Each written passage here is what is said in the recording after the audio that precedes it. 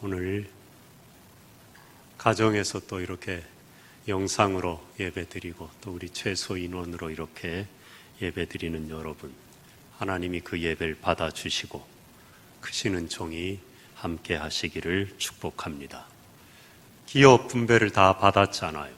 이제 거기 편안히 사는데 편안해지니까 이방 여인과 결혼하지 말라 그랬는데 결혼을 하나 둘 하는 겁니다. 결혼했으니 또 그 풍습을 자연히 따라가게 되잖아요. 거기까지도 그런데 이방신 섬기지 말라고 한 바알과 아스타롯을 섬기고 우상 숭배에 빠집니다. 하나님이 이스라엘 땅 가운데 진노를 내리셔서 이방 강대한 족속들에게 압제를 당하게 하셔요. 그러나 그대로 영원히 내버려 두지 않고 그들이 고통 가운데 부르짖을 때 사사를 보내셔서 구원하십니다. 여러 사사가 이 사사기에 나오는데 그 중에 오늘 미디안의 압제에서 이스라엘을 구원한 기드온을 세우시고 그를 사용하신 얘기입니다. 이 기드온이라는 사사는 용기가 부족했어요. 그래서 하나님이 내가 너와 함께하리라, 미디안의 군대를 너의 손에 넘겨주었다 했는데도 믿음이 연약해서 하나님을 시험하고 표징을 구하죠. 양털 뭉치만 뽀송뽀송하고 주위의 땅에 이슬이 내리게 해주세요. 그렇게 해주셨는데 하나님 한 번만 더요. 이번에는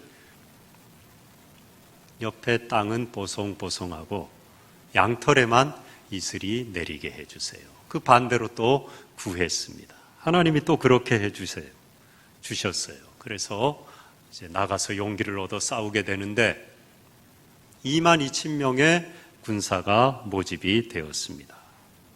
너무 많다. 돌아가게 해라. 그래서 하나님께서 시냇가에 데리고 와서 목이 마른 이 군사들에게 물을 마시게 하는데 어떤 사람은 엎드려서 물을 핥고 또 무릎을 꿇고 물을 마시기. 많이들 그렇게 하는데 300명은 그 물을 움켜서 적병을 살피며 물을 마신 겁니다. 그 300명을 제하고 모두 돌려보내라. 최종의 300명의 군사로 12만이 넘는 미디안 대군을 격파했어요. 하나님이 하신 겁니다. 나팔을 불고 항아리를 부수고 횃불을 들고 300명을 세대로 100명씩 나누어서 적진을 향하여 돌진하라. 그런데 이 미디안 군대 안에 혼란이 생긴 것입니다. 자기들이 두려워갖고 서로 찔러 다 죽이고 자멸해버렸어요. 그 전날 밤에 꿈에 하나님이 미디안 진영의 군사들에게 꿈을 주셨어요. 그래서 300명밖에 안 되는 기드온의 군대인데 자기들보다 엄청 더 많은 대군인 걸로 착각하게 그들 가운데 공포의 씨앗을, 공포의 바이러스를 퍼뜨리셔서 300명이 요란한 소리를 내고 가니까 대군이 자기를 쳐들어오는 줄 알고 놀래갖고 서로 찔러서 다 죽이고 전멸해버렸습니다. 놀라운 승리를 거둔 것입니다. 여기까지는 너무 좋았죠. 문제는 전쟁이 끝난 다음입니다. 오늘 22절에 당신과 당신의 아들과 당신의 손자가 우리를 다스리소서. 백성들이 이 위대한 장수 기드온을 우리의 왕으로 삼겠다. 추대하는 겁니다. 왕정 제도가 아직 없었지만 왕처럼 우리나라를 다스려 달라. 기드온이 대처를 잘했어요. 거절했습니다.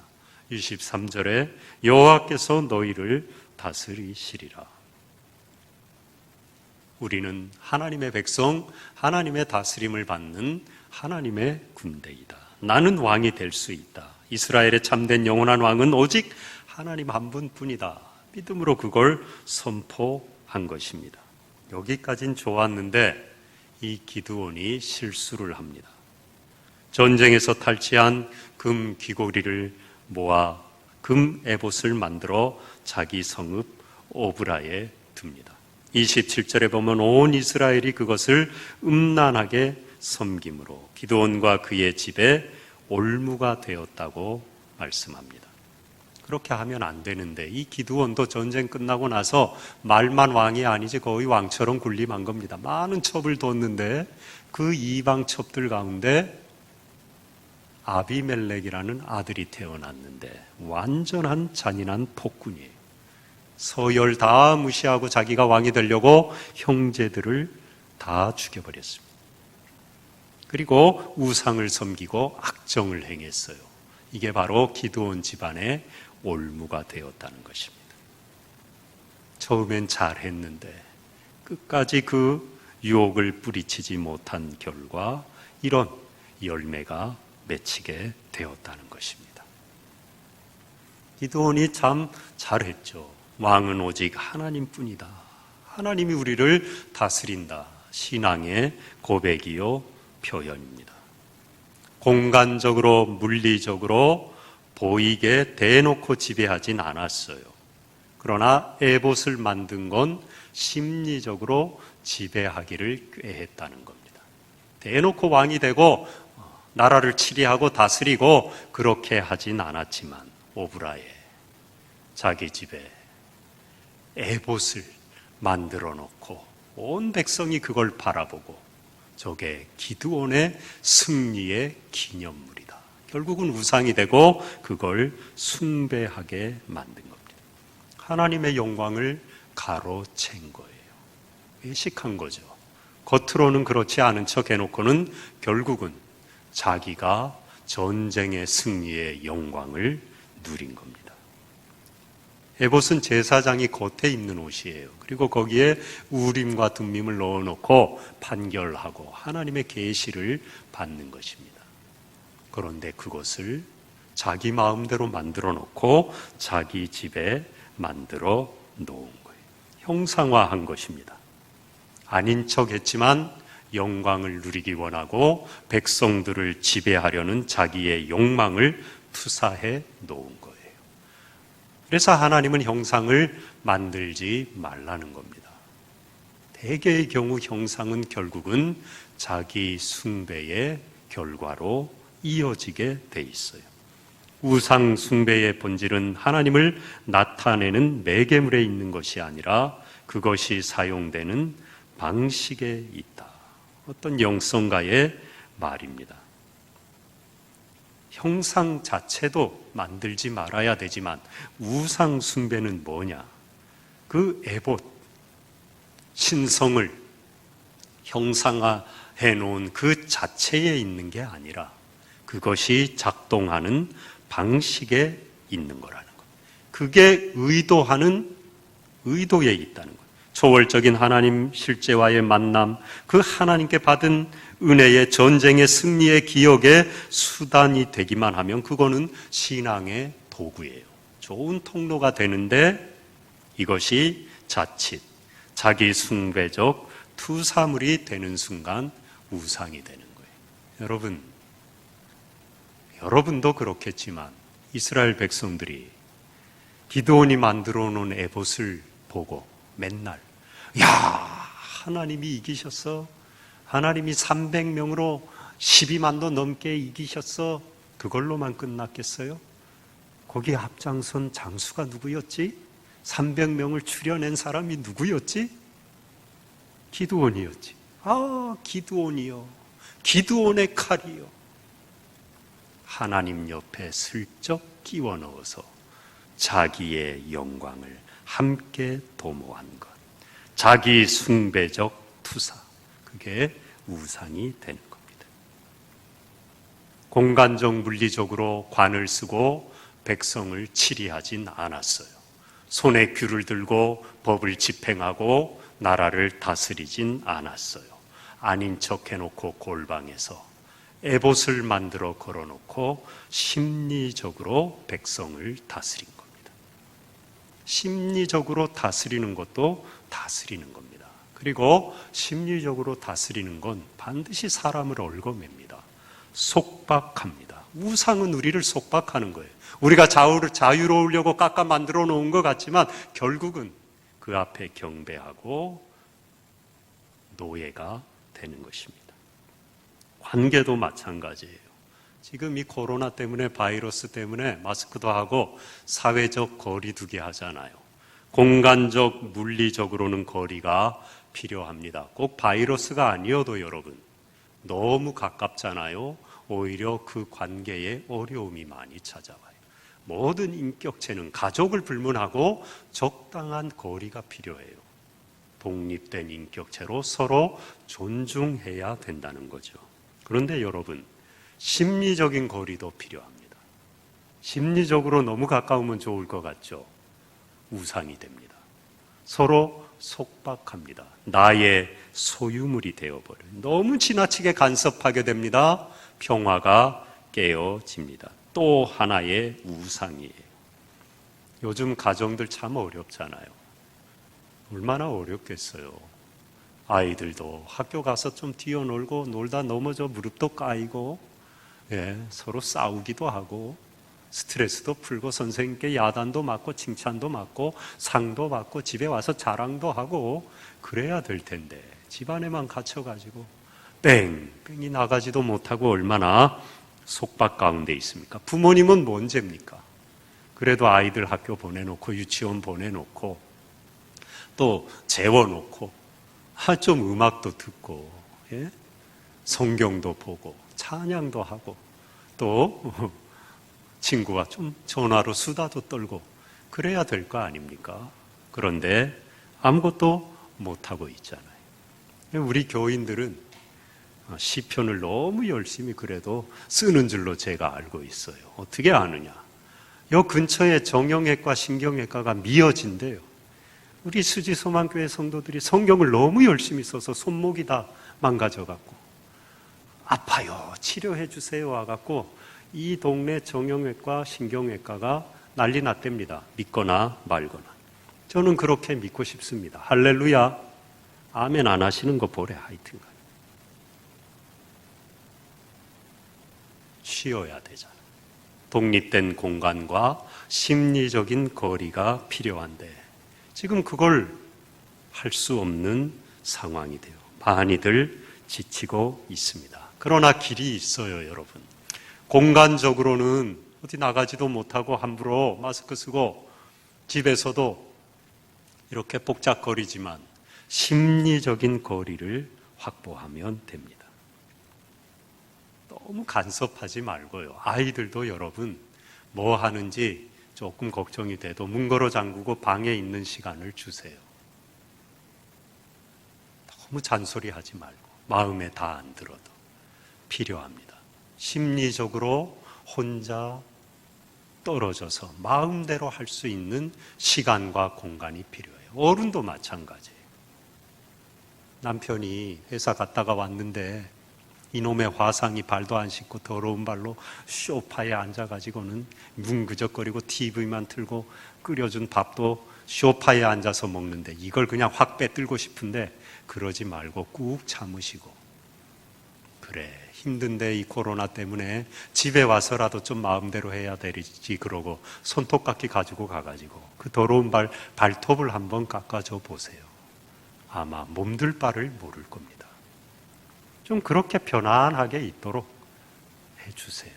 남자들은 그게 필요합니다. 그리고 집에 왔더니 배고파 죽겠는데 요즘 식당도 못 가고 물만 마시고 왔는데 밥도 안 해주고 퍼져 자고 있네요, 부인이. 흔들어 깨우고 밤 내놓으라 그러지 말고 하루 종일 아이들하고 복닥거리고 힘들었을 때 오죽하면 저렇게 잠이 골아 떨어졌을까. 조용히 이불 덮으시고 라면 끓여 드세요. 그때 끓여 먹는 라면은 더 이상 말하지 않겠습니다. 너무 맛있어요.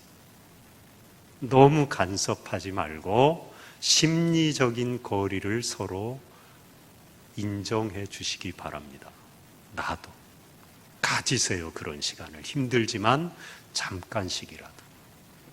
유년 시절에 아버지로부터 이 간섭과 폭압을 당한 아들의 얘기입니다. 여동생과 자신을 양육하는 방식이 너무 다르고 여동생만 편애하고 차별하는 것 같은 거예요. 여동생이 미숙아로 태어났는데 죽다 사는 겁니다. 그러니까 이 아버지 마음엔 너무 애틋하고 건강하게 사는 것만도 감사한 거예요. 아무것도 요구하지 않아요. 그런데 하나뿐인 이 아들에게는 너무 엄한 겁니다. 너무 기대치가 높아서 힘이 들었어요. 이 아버지가 가난한 가정에 태어나서 공부를 꽤 잘했는데 동생들 뒤치다꺼리 해야 되니까 대학 진학을 포기했어요. 한이 맺혔어요. 자기 아들은 공부를 잘하고 자기가 못한 이유는 꿈을 이루길 원한 겁니다. 그러니까 이 아들은 너무나 그 압제 속에 꽁꽁 묶여갖고 숨도 못 쉬고 살았는데 어머니가 너무 좋으신 거예요. 이 아들을 늘 감싸주고 별 신통치 않은 성적표를 들고 와도 잘했다고 자랑스러워해서 그 어머니의 사랑 때문에, 배려 때문에 자기가 그래도 숨쉬고 살았다는 것입니다. 일상의 친밀성이 관계의 폭력성을 은폐하는 경우가 있어요. 친밀한 게 참 좋잖아요. 가족은 또 특별히 친밀하잖아요. 그런데 그 일상적인 친밀함이 거기에 감추어둔 폭력을 은폐하는 경우가 많습니다. 친밀하다는, 내가 너무나 내 몸처럼 사랑한다는 이유로 지나치게 간섭하는 것, 폭력이라는 것. 지배하고자 하는 지배욕이에요. 에봇이라는 겁니다. 그거를 만들어 놓고 심리적으로 남을 나의 종으로 엮어놓고 섬기고 사랑한다는 명목은 그럴듯하지만 결국은 내 마음대로 조종하고 지배하는 우상이라는 것. 조심해야 된다는 것입니다. 서로 거리를 둬야 돼요. 지나친 간섭은 사랑이 아니에요. 지배 욕구의 변종물일 뿐인 것입니다. 풍덕천 너무 좋잖아요. 이 천. 저도 가끔 걸어요. 더워서 또 비가 와서 못 걷기도 한데 아는 체 하지 마세요.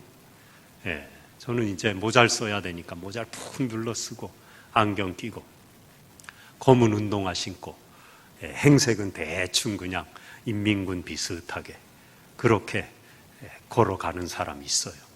절대로 아는 척하지 마시기 바랍니다. 예, 거리 둬야죠. 저도 절대로 아는 척 안 할게요. 저는 그래서 밑만 보고 걸어가요. 혹시 교인들 만날까 봐. 여러분도 아는 척하지 말고 우리 서로 거리 두고 상대의 자유를 인정하고 배려할 필요가 있는 것입니다. 그러나 영적 거리는 가까워야 돼요. 영적 거리는 절대로 멀어지면 안 돼요.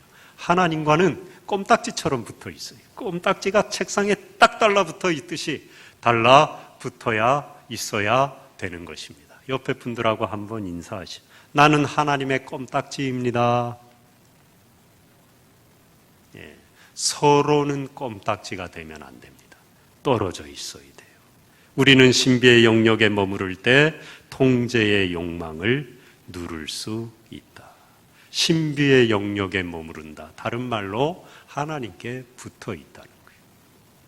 하나님이 나를 그 자애로운 어머니처럼 너무 기대치를 높이시지 않고 십자가에서 내 아들을 내어줌으로 다 이루었다. 너는 내게로 와라. 내가 너를 쉬게 하리라. 하나님이 나를 받아주셨다는 이 수용의 인식 가운데 참된 만족을 누릴 때 통제의 욕망을 누릴 수가 있어요. 그러면 남을 통제하려고 하질 않아요. 하나님의 진정한 통제 속에 있기 때문에. 진정한 통제를 경험하지 못한 사람이 뿔나갖고 자꾸 남을 통제하려고 하는 거예요. 정말 은혜를 받은 사람요, 십자가의 자유의 구원의 복음을 체험한 사람은요, 남을 통제하려고 하지 않아요.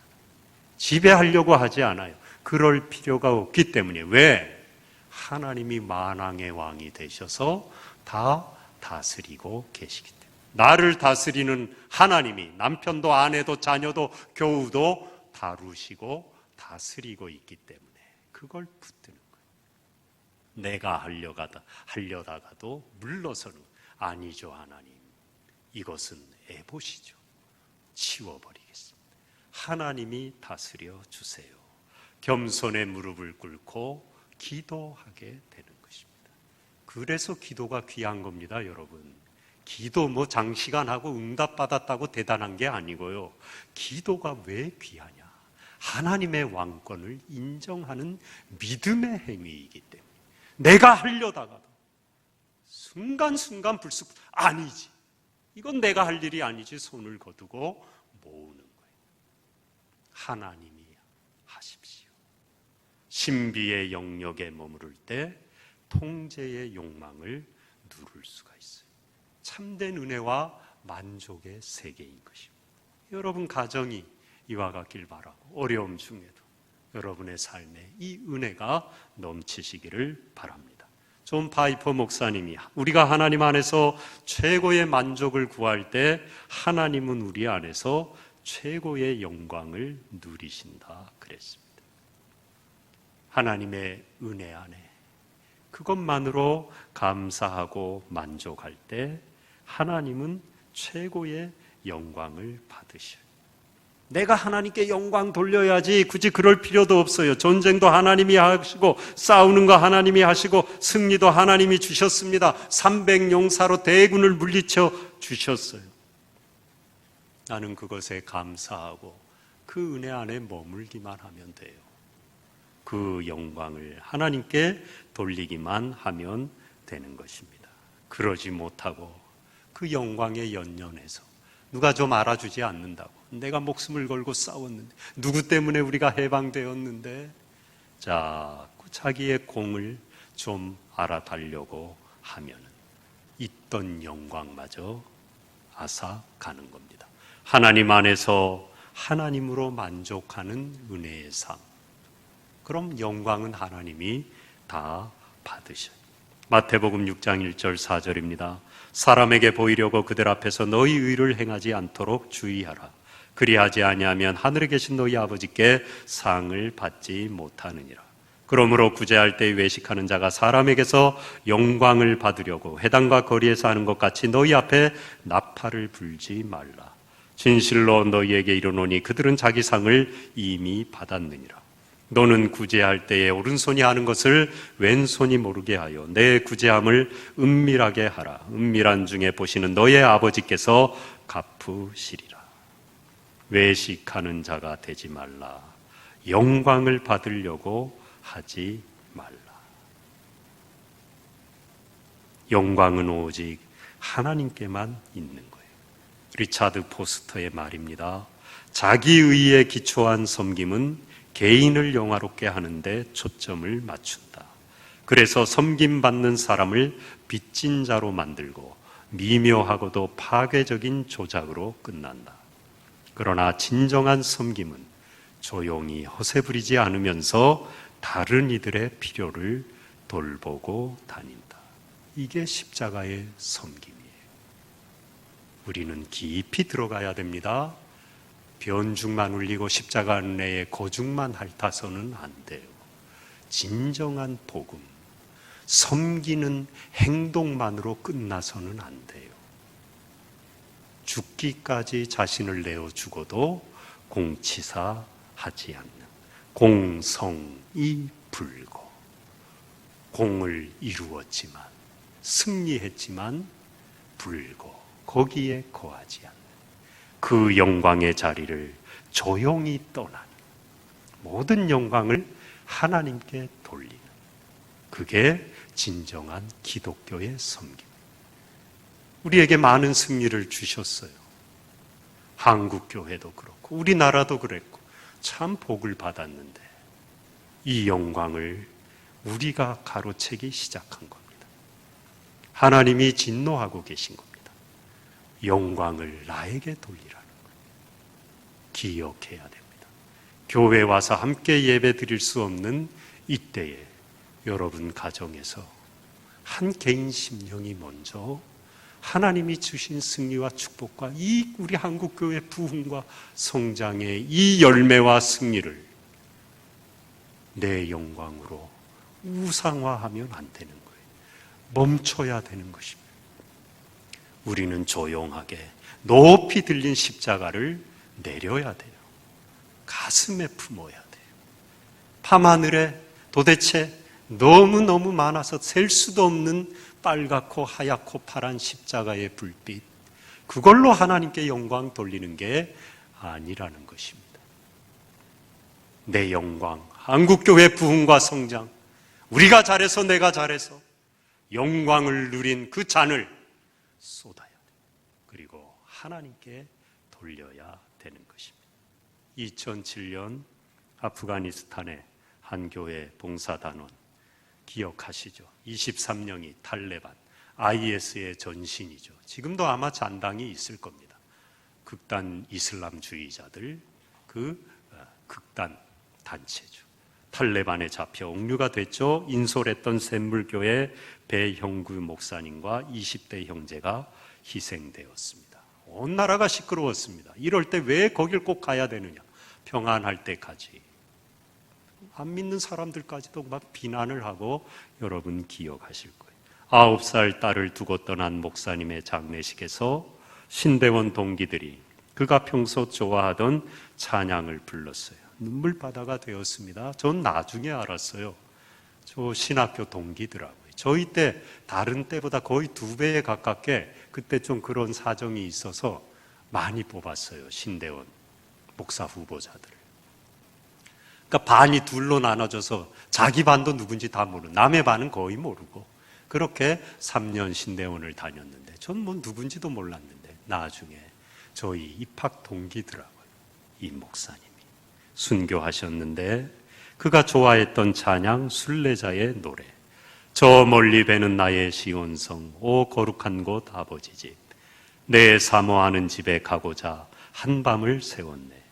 저 망망한 바다 위에 이 몸이 상할지라도 오늘은 이곳 내일은 저곳 주복음 전하리.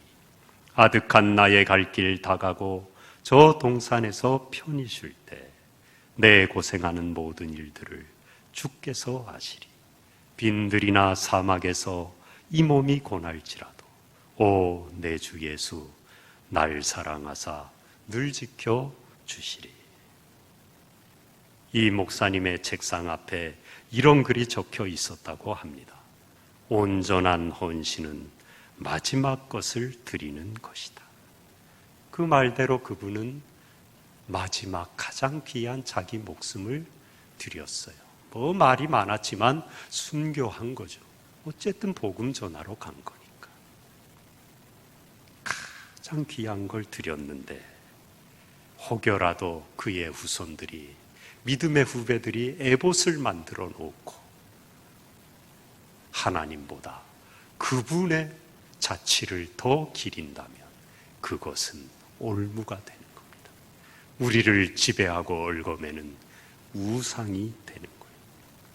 물론 기념하고 그 자취를 본받기 위해서 우리가 기억할 필요는 있지만 영광은 하나님께 돌려야 돼요. 모든 승리와 축복뿐만 아니라 섬김과 헌신까지도요, 그 영광은 내가 차지하면 안 되는 것입니다. 빌립보서 2장 17절에 사도 바울이 고백합니다. 만일 너희 믿음의 재물과 섬김 위에 내가 나를 전제로 드릴지라도 나는 기뻐하고 너희 무리와 함께 기뻐하리. 이름도 없이 빛도 없이 부어져 없어지는 전제, 재물, 포도주와 같이 없어지겠다. 교회를 위해, 나라를 위해, 죽어가는 영혼을 위해 자기는 재물 위에 부어지는 포도주, 전제와 같이 흔적도 없이 사라져도 기뻐하겠다는 것입니다. 오직 하나님의 영광을 위하여 자신을 드리겠다는 거예요. 이스라엘 백성에게 하나님이 크신 승리를 주셨어요. 놀라운 승리를 주시고 그 좋은 땅을 다 차지하게 해 주셨어요. 문제는 그 승리 이후에 기드온과 백성들이 에봇을 만든 거예요. 자기 영광, 자기 공로를 누리려고 형상을 깎아 만들고 우상을 만들고 오히려 그 지배를 받는 속박 밑으로 들어간 것입니다. 하나님은 우리를 자유하게 하시려고 자유하는 복음을 주셨어요. 큰 승리 이후에 여러분, 우리 모두는 영광을 하나님께 돌려야 됩니다. 어떤 섬김과 헌신 이후에도 내 자랑은 간 곳 없고 그렇게 하도록 도우신 하나님을 찬양하고 오직 하나님께 영광 돌릴 때 거기에 참된 자유가 있습니다. 거기에 더 큰 영광이 있습니다. 하나님이 쓰십니다. 더 큰 영광을 주셔요. 그리고 하나님이 우리를 통하여 영광 받으십니다. 그런 우리 교회 여러분의 가정, 자녀들 될 줄로 믿고 축복합니다.